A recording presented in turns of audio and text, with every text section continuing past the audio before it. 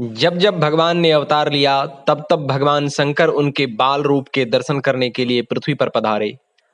श्री रामावतार के समय भगवान शंकर श्री काकभुसुंडी के साथ वृद्ध ज्योतिषी के रूप में काकभुसुंडी जी को बालक बनाकर अयोध्या में पधारे और उन्होंने रणिवास में प्रवेश कर भगवान श्री राम, लक्ष्मण, भरत तथा शत्रुघ्न के दर्शन किए।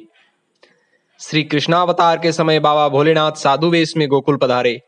श्री यशोदा जी ने वेश देखकर दर्शन नहीं कराया, धुनी द्वार पर लगा दी। लाला रोने लगे, नजर लग गई। बाबा भोलेनाथ ने नजर उतारी, गोद में लेकर नंद के आंगन में नाच उठे। आज भी नंदगांव में नंदेश्वर नाम से विराजमान हैं। ऐसे ही भगवान शंकर ने समय समय पर विभिन्न रूप धारण कर अपने प्रिय आराध्य की लीलाओं का दिग्दर्शन किया। वृंदावन में भगवान शंकर का विचित्र रूप में दर्शन होता है। वृंदावन में भगवान श्री कृष्ण ने वंशीवट पर महारास किया था। उसको देखने के लिए भगवान शंकर को गोपी बनना पड़ा। वृंदावन नित्य है, रास नित्य है, आज भी रास होता है। श्री गोपीश्वर महादेव नित्य हैं, रास देख रहे हैं।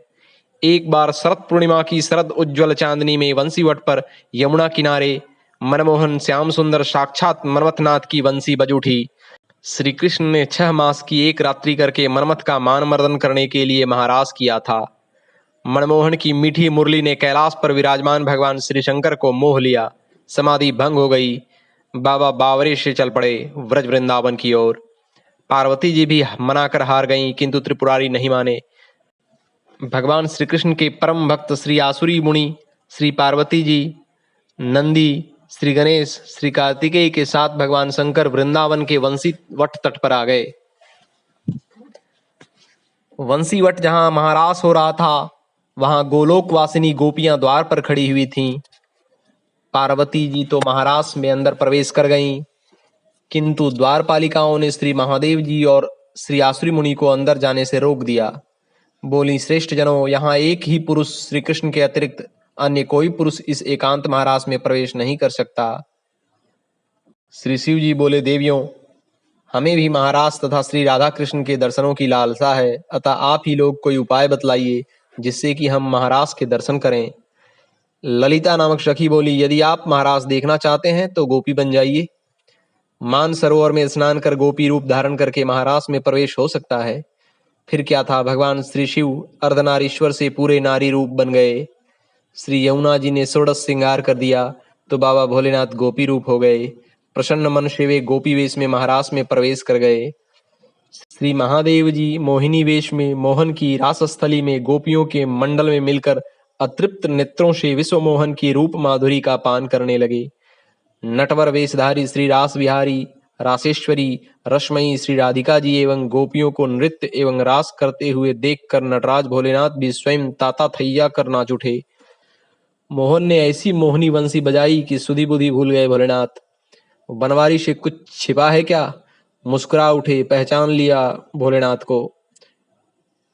उन्होंने रासेश्वरी श्री राधा तथा गोपियों को छोड़कर व्रज वनिताओं और लताओं के बीच में गोपी रूपधारी गौरीनाथ का हाथ पकड़ लिया और मंद मंद मुस्कुराते हुए बड़े ही आदर सत्कार से बोले, आइए, स्वागत है महाराज गोपीश्वर।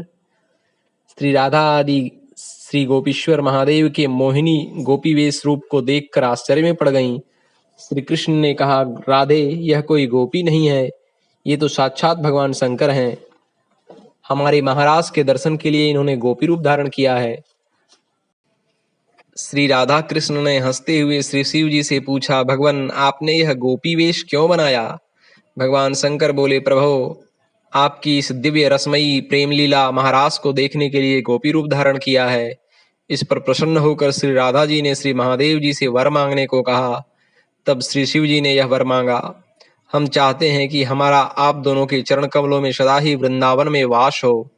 आप दोनों के चरण कमलों के बिना हम कहीं अन्यत्र वास नहीं करना चाहते। भगवान श्री कृष्ण ने तथास्तु कहकर कालिंदी के निकट निकुंज के पास वंशीवट के सम्मुख भगवान महादेव जी को श्री गोपीश्वरण महादेव के नाम से स्थापित कर विराजमान कर दिया। श्री राधा कृष्ण गोपी गोपों ने उनकी पूजा की और कहा कि व्रज वृंदावन की यात्रा तभी पूर्ण होगी जब वह आपके दर्शन कर लेगा। आपके दर्शन किए बिना यात्रा अधूरी रहेगी। भगवान शंकर वृंदावन में आज भी गोपीश्वर महादेव के रूप में विराजमान हैं और भक्तों को अपने दिव्य गोपी वेश में दर्शन दे रहे हैं। गर्भगृह के बाहर पार्वती जी, श्री गणेश जी, श्री नंदी विराजमान हैं। आज भी संध्या के समय भगवान का गोपी वेश में दिव्य श्रृंगार होता है। ओम।